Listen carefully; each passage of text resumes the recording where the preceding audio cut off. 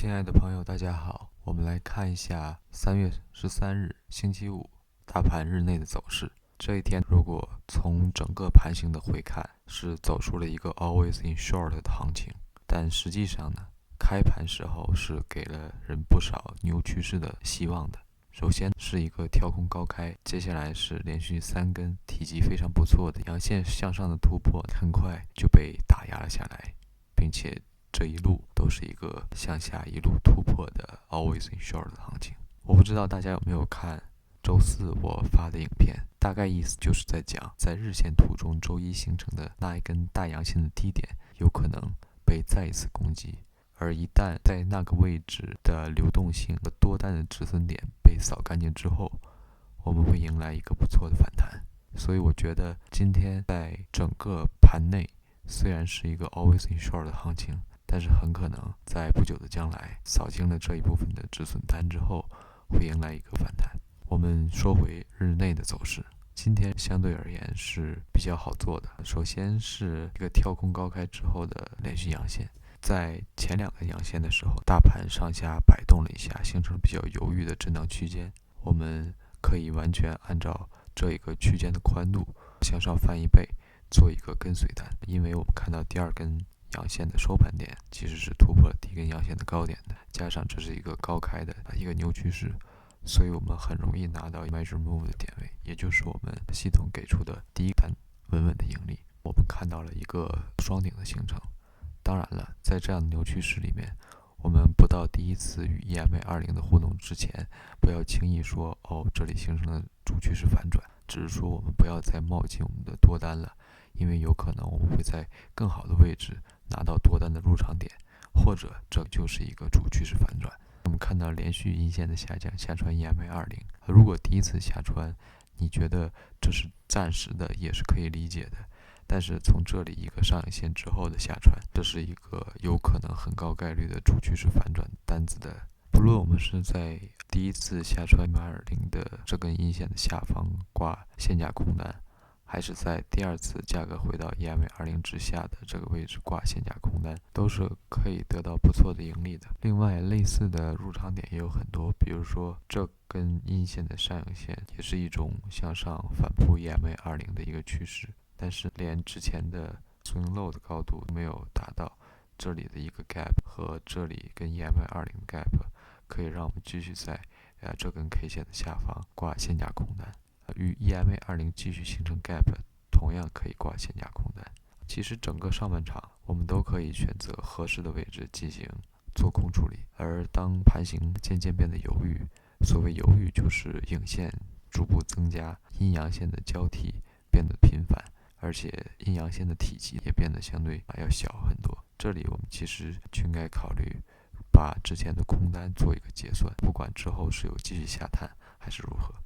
当然，如果你单子不太在意时间的损耗，比如说你做的是 future 或者你做的期权卖方，你完全可以等到价格连续收在 EMA20 之上再做离场，也是 OK 的。那我们看后半场，其实是一个明显的继续下降的一个趋势，哪怕达到一定位置有买盘进入，看似有反转盘形的时候，最后还是一路向下拉回 EMA20 之下。就像我说的，之前周一的低点位置其实有很丰厚的流动性，一次的击破不足以扫得干净，所以这样的连续下探或者叫这种比较标准的2次下探都是可以理解的。总之，今天主要的收获应该是在上半场。我们可以简单看一下系统给出的各个 setup， 我只是带大家简单扫一下。如果有兴趣的同学可以订阅这个工具。首先是一个像我们说的早盘的一个做多，稳稳拿到目标点位，然后是连续阴线的做空，目标点位拿到，继续看到有阴线做空，目标点位拿到，阴线下穿 EMA20 做空，目标点位拿到，阴线继续下坠做空，目标点位拿到，然后在3根连续阳线的位置尝试了一个做多，这个位置应该是一个被打到止损离场，然后看到盘形继续下探，继续做空拿到目标点位，然后继续做空拿到目标点位，然后这里也是一个被打到止损离场，然后继续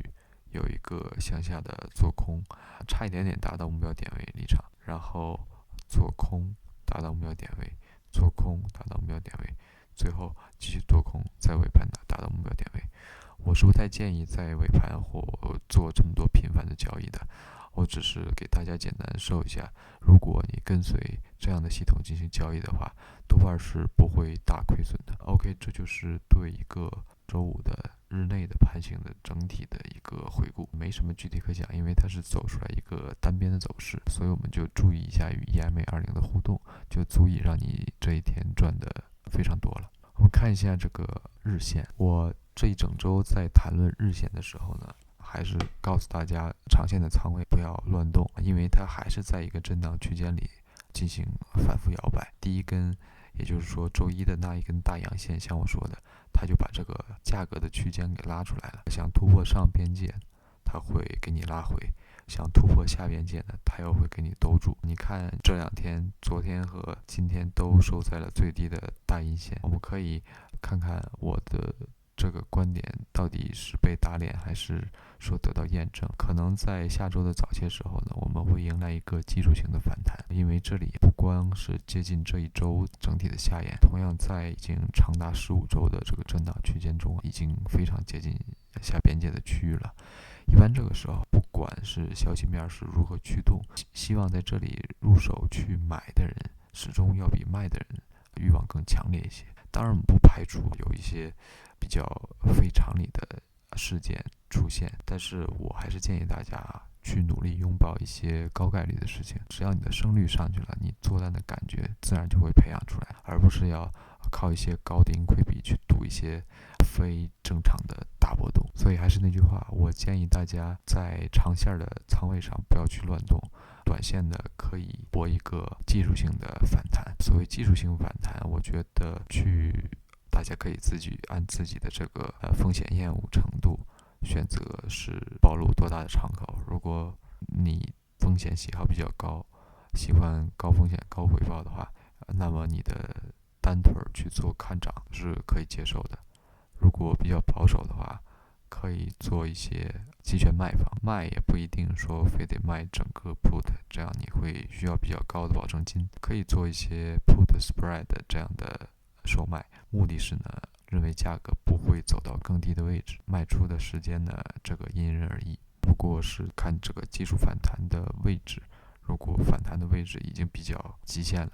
就可以提前把这些看多的单子落袋为安。OK， 这就是我目前对大盘的看法。大家有什么想讨论的问题呢？以及不同的观点，可以在评论区给我留言。好，谢谢大家。